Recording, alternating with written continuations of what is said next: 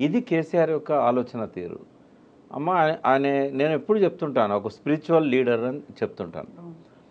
అంటే ఆయన ఏం చేస్తాడంటే ఆయన పరాకాయ ప్రవేశం చేస్తాడు ఎవరి లోపలికైనా.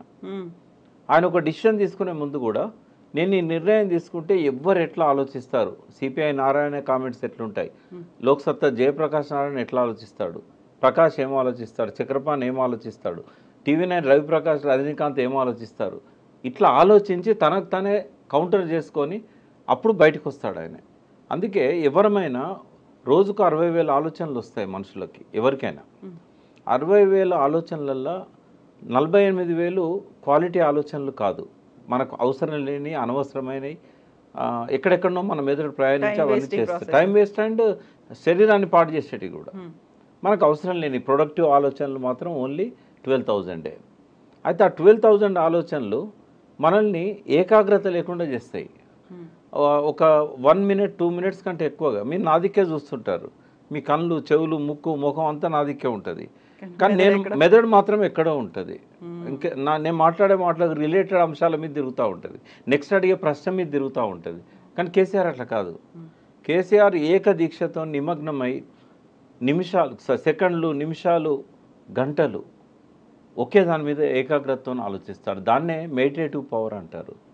ఆయన ఆశ్రమాలకు పోయి మెడిటేషన్ చేయడు, కానీ ఆ ఏకదీక్షతో ఆలోచించడం, ఒకే దాని మీద ఫోకస్ చేయడం అనేది ఒక అద్భుతమైన ఆధ్యాత్మిక ఏమంటారు దాని ప్రాసెస్.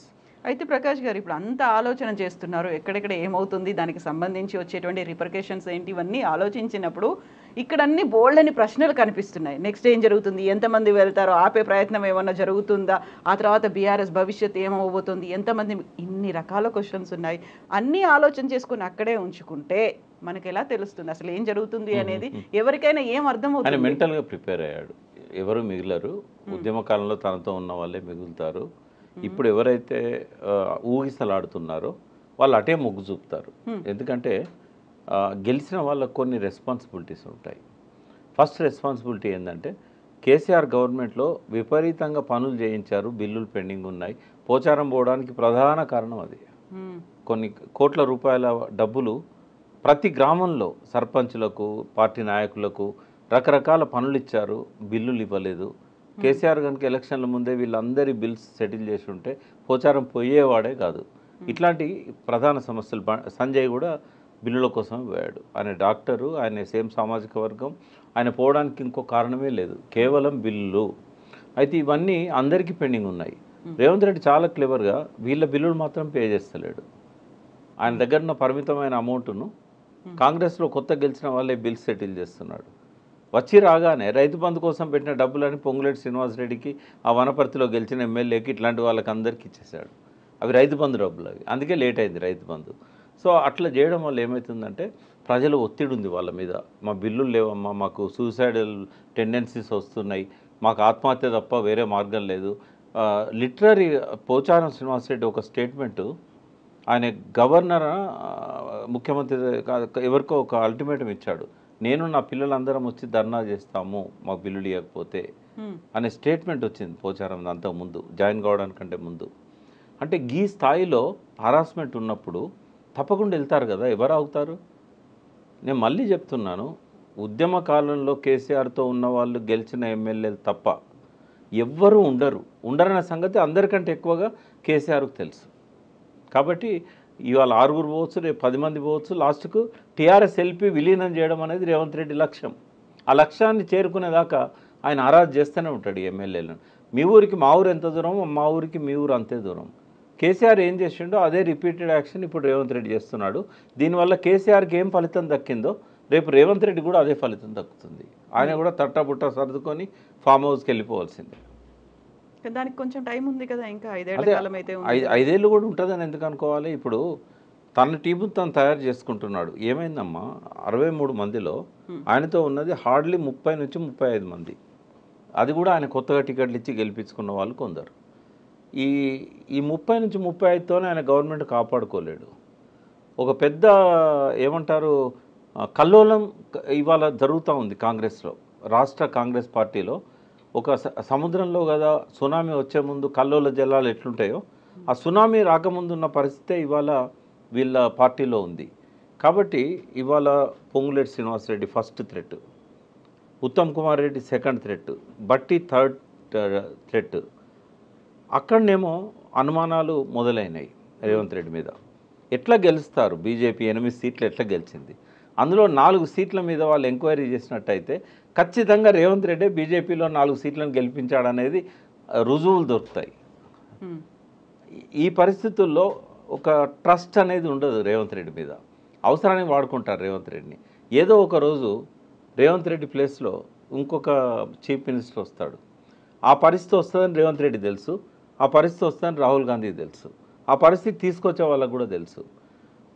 ఆ పరిస్థితి వచ్చినాడు ధిక్కరించి కాంగ్రెస్ను, తనతో వచ్చిన టీఆర్ఎస్ ఎమ్మెల్యేలని, బీఆర్ఎస్ ఎమ్మెల్యేలని, తను టికెట్లు ఇచ్చిన ఎమ్మెల్యేలను తను 65, 62, 63 దాకా కాపాడుకోవాలి. కానీ బిగ్ డ్రీమర్ రేవంత్ రెడ్డి. ఆయన 70, 80 దాకా తన సంఖ్యను తీసుకుపోవడానికి ఎవరితోనైనా అండర్స్టాండింగ్కి వస్తాడు. ఇవాళ చంద్రబాబును దించాడు, రేపు మోడీతో ఉన్న సయోధ్యను ఉపయోగించుకొని ఆ బీజేపీ 8 మంది ఎమ్మెల్యేలను కూడా తీసుకొస్తాడు. ఆ ఈడీని, సిబిఐని తనకు దరికి రాని ఎమ్మెల్యేల మీదకి పంపిస్తాడు. ఏదైనా జరగవచ్చు. ఇప్పుడు ఏదైనా జరగవచ్చు. రేవంత్ సర్కార్కి కావాల్సినటువంటి ఆ మద్దతు ఎమ్మెల్యేల దగ్గర నుంచి లేదు అనుకున్నప్పుడు కేసీఆరే ఒక రకమైన స్ట్రాటజీని ఉపయోగించి తనకున్నటువంటి ఈ ఎక్స్పీరియన్స్ ఇంతకాలం జరిగిందంతా చూసిన తర్వాత ఆ దిశగా ఎందుకు ఆలోచించలేకపోయారు మరి? కేసీఆర్కి ఇప్పుడు ఒక మంచి సమయం దొరికిందమ్మా. ఆయన ఒకటి ఫస్ట్ హెల్తీగా ఉండడానికి రిలాక్స్ కావాల్సిన అవసరం ఉంది. రెండవది మళ్ళీ లేవడానికి వాళ్ళు ఏమంటున్నారు, వాళ్ళ పార్టీ వాళ్ళు ఫీనిక్స్లో నుంచి కేసీఆర్ మళ్ళీ లేస్తాడు ఒక పక్షిలాగా, ఫీనిక్స్ పక్షిలాగా. నేనేమంటున్నా, అంత అధ్వాన్నమైన పరిస్థితి మీకు లేదు బాబు, బూడిద కాలేదు మీరు. ఇవాళకి మీకు గ్రామాలలో వార్డు మెంబర్ల దగ్గర నుంచి జిల్లా పరిషత్ చైర్మన్ల దాకా పటిష్టమైన లీడర్షిప్ ఉంది, 60 లక్షల మెంబర్షిప్ ఉంది, క్రియాశీలక కార్యకర్తలు ఉన్నారు. చేసిన తప్పేందంటే వాటిని అనుసంధానం చేయలేదు. ఒక దారం సూది పట్టుకొని పూలన్నీ వెతుక్కుంటూ కూర్చుకుంటూ పోయినట్టయితే కేసీఆర్కి ఒక అద్భుతమైన మాల ఏర్పడుతుంది, లీడర్షిప్ మాల. ఆ పని చేయడానికి ఇప్పుడు ఆయనకు ఆ విశ్రాంత సమయాన్ని ఉపయోగించుకున్నట్టయితే ఒక్కటి గుర్తుపెట్టుకోండి, కేసీఆర్ బలం ఎమ్మెల్యేల స్ట్రెంత్లో లేదు, కేసీఆర్ బలం ఎమ్మెల్సీలలో లేదు. కేసీఆర్ బలం ప్రజల లోపల రేకెత్తుతున్న కొత్త ఆలోచనలు, పశ్చాత్తాపం లోపల ఆయన బలం ఉన్నది. ఇవాళ జేకొట్టిన చేతులే ఇవాళ నిరుద్యోగుల పిడికిళ్ళై బిగిస్తున్నారు. ఏ బొగ్గు గనులలోనైతే 100% ఓట్లు కాంగ్రెస్కి వచ్చినాయో ఒక్క సీటు కూడా రాలేదు బొగ్గు గనుల ప్రాంతంలో. ఆ బొగ్గు గనుల లోపలనే ఇవాళ మంట మండుతున్నది, గనులు వేలం వేసినందుకు. రైతుల లోపల అసంతృప్తి కాళేశ్వరం నీళ్లను ఏసంగి పంటలకు ఇవ్వకుండా మార్చిన నాడే మొదలైంది. మళ్ళీ ఆత్మహత్యల దిక్కు సమాజం పోతున్నది, చేనేతకారుల ఆత్మహత్యలు పెరుగుతూ ఉన్నాయి. ఇవన్నీ కేసీఆర్ బలం అమ్మ. ఈ ప్రజల లోపల వస్తున్న అయ్యో మేము తప్పు చేశామనే ఒక పశ్చాత్తాపం, అది 1% ప్రజల్లో ఉన్నా కూడా అందులో కేసీఆర్ బలం ఉంది. నిరాశ నిస్పృహల్లో కేసీఆర్ బలం ఉన్నది. అయ్యో కేసీఆర్ ఉన్నప్పుడు ఇట్లా జరగలేదే అనే ఆలోచనలల్లో కేసీఆర్ బలం ఉన్నది. ఆలోచనలే పెట్టని కోట. నేను ఇంకా కొంచెం పోయిటిక్గా చెప్తాను. తొలి సంధ్య వేళలో తన కిరణాలతోని వెలుగులు పంచి మండు టెండల్లా కొలిమిలాగా మారి అస్తమిస్తున్న సూర్యుడు రేవంత్ రెడ్డి. మసక చీకట్లు తొలగిపోతుంటే సూర్యోదయం అడుగులేస్తున్నవాడు కేసీఆర్. కాబట్టి భవిష్యత్తు కేసీఆర్ తప్ప భవిష్యత్తు రేవంత్ రెడ్డి కాదు.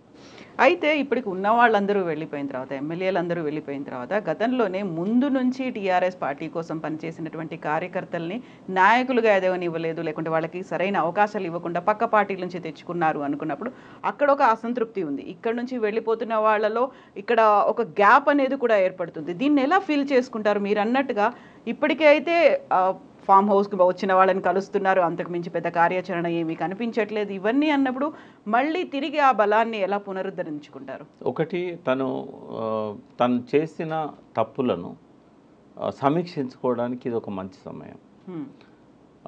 ఆ తప్పులను ఎవరైతే బాధితులు ఉన్నారో వాళ్ళతో పంచుకోవడానికి పొరపాటు జరిగింది, ఇప్పటి నుంచి మనం మంచిగా పోదాం, నేను మళ్ళీ అటువంటి రిపీట్ చేయను అనే ఒక విశ్వాసాన్ని, నమ్మకాన్ని ఆ క్యాడర్లో కలిగించాల్సిన అవసరం ఉంది.